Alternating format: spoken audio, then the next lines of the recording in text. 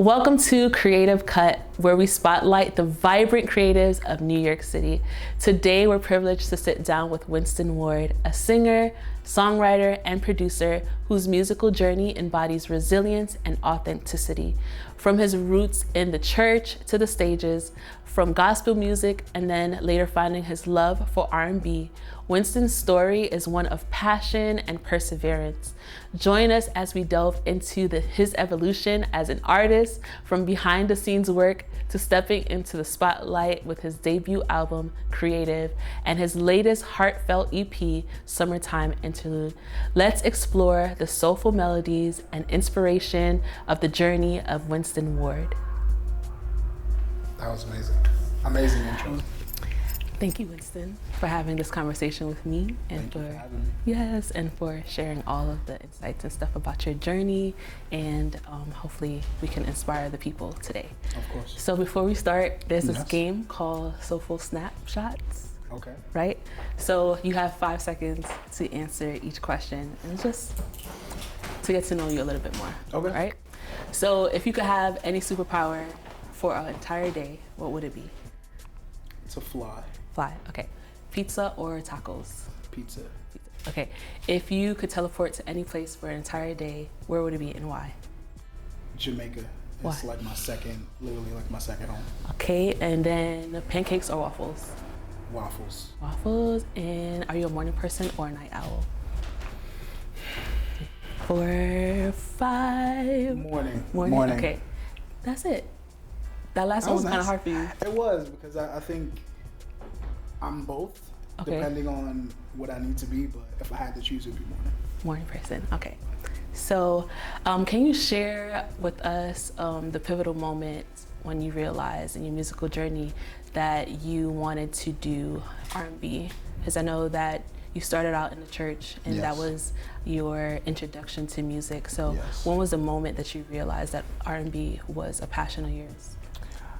I think I knew R&B was a passion for, even when I was younger. I would write songs all the time, like R&B songs. And I think what kind of pushed me more into R&B as opposed to gospel was just me being able to articulate my feelings, you know, like really being able to express how I feel, you know, like about things like love or about things like heartbreak and things like that. So I think that's what really took me over the edge and what really made me choose R&B as opposed to gospel. I don't want to make it seem like I've completely abandoned gospel. I still write gospel songs for other artists. Oh, nice. As far as myself, I feel like I can Relate. I can relate a lot more to R&B, and I can also still be a vessel for God, but still sing R&B. So. Nice, thank you. Your debut album, Creative, Yes. Was significant in your career. Absolutely. Can you tell us about your creative process with that and the inspiration behind the name of the song, So the album? Yeah, I think Creative was really important for me because it was the first time that I actually put out a full body of work to the world. And before then, I had kind of been like dibble dabbling in different things and writing for other artists and, you know, singing background for other artists, things like that. And obviously in gospel and in the church and all that. But I think Creative was my stance on R&B. It was how I viewed R&B. And yeah, I think the thought process around it was I wanted to be as versatile as possible. So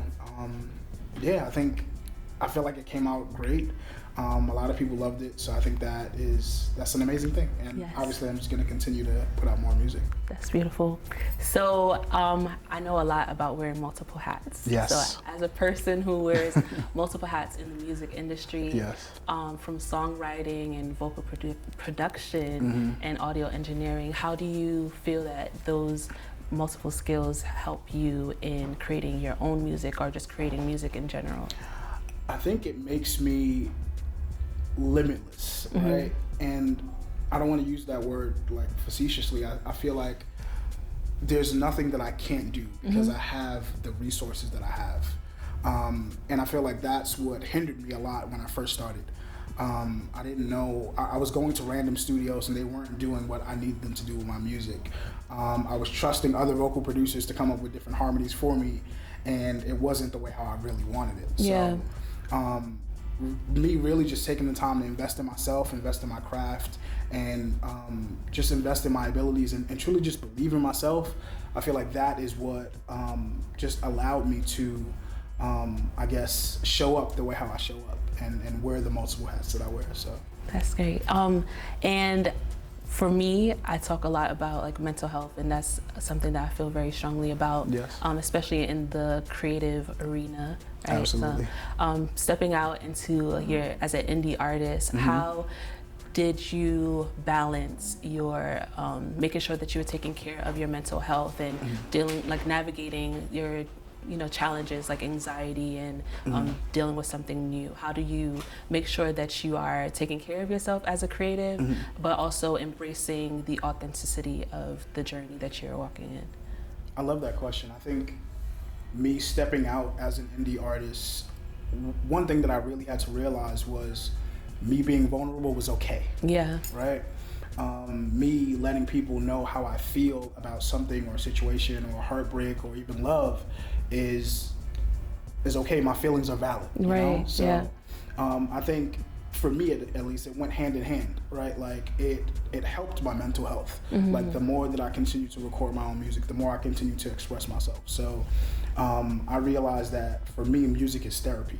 So it's like what I put in is what I get out. So of course I make music for everyone else, but my music is really for me. It's almost, I'll tell you a very quick story. Going back to the last question, the name of the first album was going to be called Based on a True Story.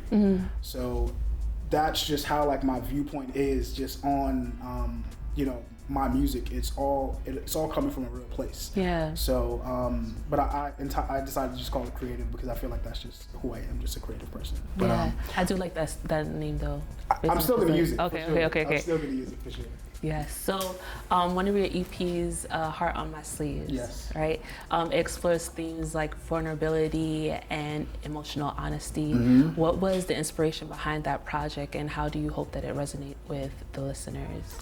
So I think on the project Creative, I don't want to say I was very surface level, but my music was, I wanted to be as versatile as possible, right? I wanted to have upbeat songs, ballads, things like that. But on Heart on My Sleeves, I really wanted to dive deeper into my feelings and deeper into my emotions and just deeper into the conversations that I've either had with myself or with my friends and things like that. Even a song like You Didn't Love Me, it's like, for me, the words to that are even powerful. I can't even really listen to it like often, like every once in a while, because it's like, it's such a powerful song to me. And that's how I hope my songs resonate with other people. Like I hope people can listen to it and be like, wow, like I felt this way before, Yeah. So I just really wanted to dive deeper into my vulnerability, and hopefully people can relate to that. That's nice. So again, back to mental health questions. Yes. Okay. So throughout your journey as an artist and just overall in the music industry, whether you're producing music or writing music, how do you make sure that you're maintaining your mental health? Are there any practices that you have or anything that you do prior to a session with other people or before you write for yourself? Or So I think the main thing that I like to do is just, and it's not like a physical thing, it's more of a mental thing. I like to just start off with a clean slate. And sometimes that's just me maybe just sitting in silence, maybe for like 10 or 15 minutes before the session starts. Yeah. Or just before I go into a writing session, maybe just clearing my mind of everything. So I'm really starting at zero so that we can really build from a clean slate. So I think that helps me, and I think it also helps my interactions with the other artists, because I'm not coming in with I don't want to say any biases. I mean, I think it's hard to eliminate biases completely, but right. I'm not coming in with a sense of like arrogance, or I'm not coming in with a sense of entitlement. It's really like, hey, we're all literally on the level, like let's just create, Yeah. So can you paint a picture for me? This Yes. is a bonus question. Paint a picture of what it looks like. Like you have a session there like an hour from now. What does that prep time look for you? So it's more so kind of I think it also depends on the session. If I'm working with like a hip hop artist or if I'm working with like an R&B artist,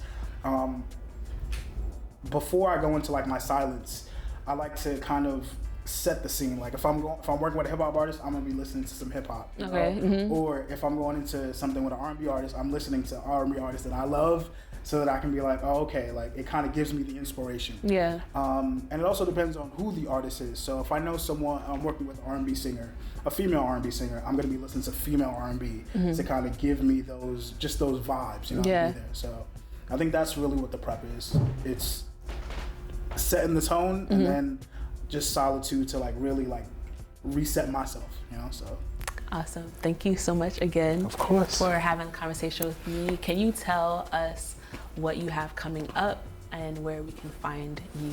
Yes. So I have a new single that I am about to drop. It's called New. Okay. It is a ballad. It is very heartfelt, and it's very it's definitely a true R&B song. And that should be coming out right before the summertime. You can find me on Instagram at Winston Ward Music. You can also find me on my website, which is winstonwardmusic.com. Thank you so much, Winston. I appreciate you. Of course.